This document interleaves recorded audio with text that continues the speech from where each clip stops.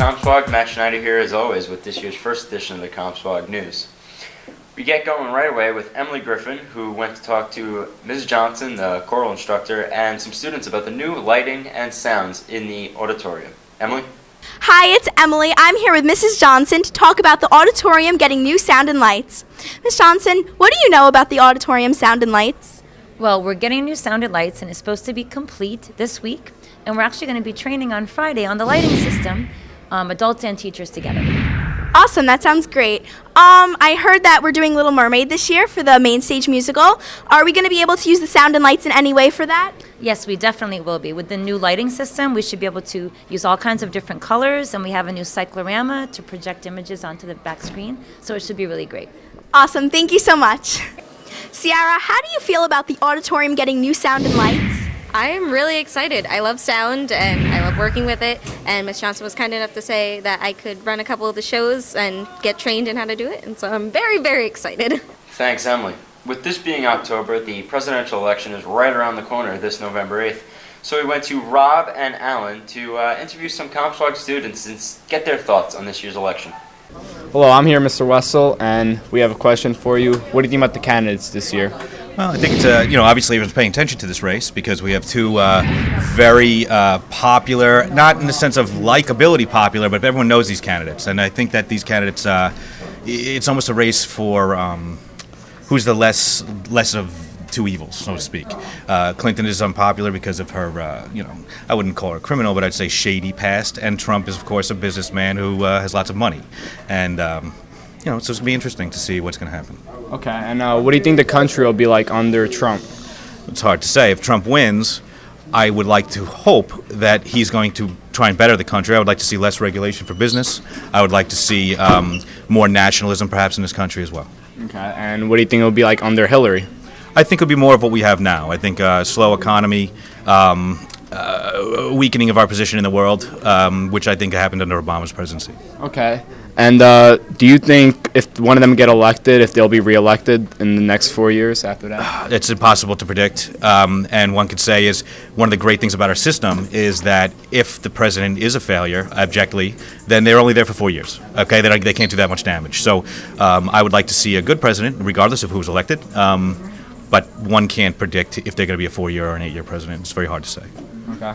Thank you. You heard it here, Mr. Wessel. All right. Thank you. All right, thank you. Hey, I'm here with Christian, and my question is, if you were able to, who would you vote for in the coming up presidential election? Personally, I'd vote for Hillary Clinton. Why would you vote for Hillary Clinton? Because I don't like the way that Donald Trump presents himself in public and what he says about women and such. What do you think about Hillary's deleted emails? I think that because it wasn't proven to be punishable by law, by the head of the FBI, I don't think that much of it. Okay, thank you. Hey, I'm here with Tyler, and my question is, if you were able to vote, who would you elect in the coming up presidential election? I would pick Donald Trump. Why would you pick Donald Trump? Mostly because I agree with most of his ideals, especially his immigration, because I feel that many of the illegal aliens are taking jobs away from American citizens. Okay, thank you. Thanks, Rob and Alan. Now when we go to Comsewogue's polls, 50% of the student body voted in favor of Donald Trump to the 39% who voted in favor of Hillary Clinton. The election stuff aside, we now go to Sabika Jaffrey, who caught up with Janice Delone, Comsewogue alumni, and fashion model. Sabika?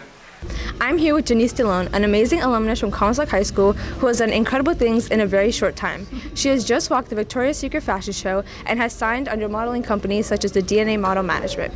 In touch with her Dominican roots, she's here today at Hispanic Heritage Night to partake in Comsewogue's very own fashion show. So what's it like being back at your old school? It's nostalgic. It feels really good to be back here to see former teachers and friendly friends. It's really cool. So why did you want to become a model? I've always been really tall. Always really tall and one of the tallest ones in my peer groups always. So the idea wasn't really far-fetched. People would come to me and say it. But more so it's looking at shows like America's Next Top Model and seeing these tall, kind of dorky-ish girls that I kind of related to. So it was really cool. Acting's also another thing I wanted to do, but in terms of I've always been very expressive. So entertainment has always been something I wanted to do. So, like, what kind of challenges did you face in, like, pursuit of your dreams? A lot of no's. I went to multiple agencies. Not a lot of people know this. They just think that, like my success was overnight, but I had multiple agencies, including the agency I'm with now, tell me no. So that was definitely a challenge of mine, was like, having the strength and the determination to go back and try again. So, what does it mean to you to have this, like, Hispanic background, and, like, how much pride do you carry with being Dominican? I talk about being Dominican like every day. With modeling, it's like you need to know how to move and, to like be willing to like just throw yourself out there. And I think being Dominican helped me express myself and be very confident in terms of movement. So I think, I'm very prideful because of that reason. Yeah. So, what are your words of encouragement that you would like to say to like young girls and boys out there that are also pursuing their dreams of whatever they want to do? I think that when you're younger, you think you know it all, and the older you get, you realize you really don't know much at all. But one thing I definitely have learned is this, and it's that imagination will take you very far. Imagination and hard work. So, you think this is the way it should be, this is the way it should be, but sometimes, life will throw a surprise at you, and you need to be willing to come up with something really quick and roll with the punches and understand that life isn't just one way. So, to use your imagination to figure out how to get to the top is probably the best advice I'd say, and work really hard. It's always nice to see Comsewogue alumni around the school, so thank you for that, Subika. Tonight's featured story is the Middle States accreditation process that Comsewogue has been going through for the past 2 years. News broke that Comsewogue received full accreditation from the Middle States for 7 years, and I went to talk to the superintendent of schools, Dr. Ella, to get his reaction to the huge announcement. I'm here with the man of the hour right now, Dr. Ella. Tell me how you feel. We just found out that Comsewogue has received full accreditation for 7 years from the Middle States. Well, I have to tell you, I'm not usually at a loss for words, but I am just overwhelmed about how proud and happy I am for us. A thought came in my head when the Dallas Cowboys won the World Series. They asked Jimmy Johnson, I'm going to borrow his words, how do you feel? And he looked, he says, how about them Warriors? How about them Warriors? That's how I feel.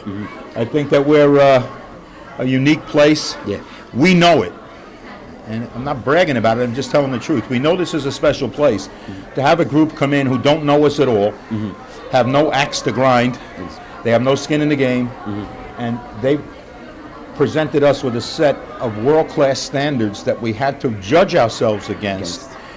And each of those standards has a bunch of sub-standards, and we had to provide evidence that we're meeting each and every single one of those. This took 2 years.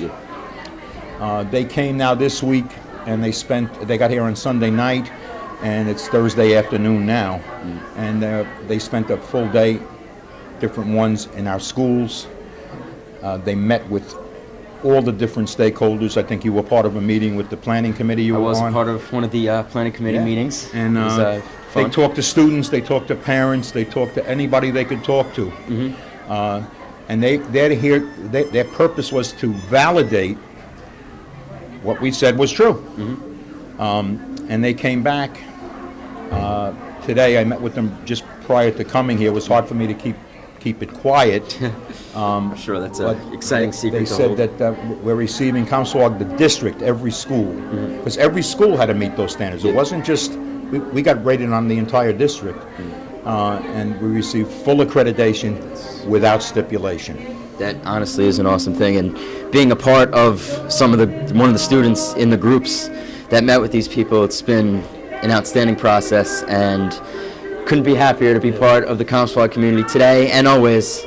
Thank you, Dr. Ella, for your time. Thank you, brother. And once again, congratulations. How about them Warriors? There you go. Thank you again for your time, Dr. Ella, and congratulations to the Comsewogue community for receiving their full accreditation. That's all we have for this year's first edition of the news. Signing off is Matt Schneider saying, stay well, stay safe, and stay classy, Comsewogue.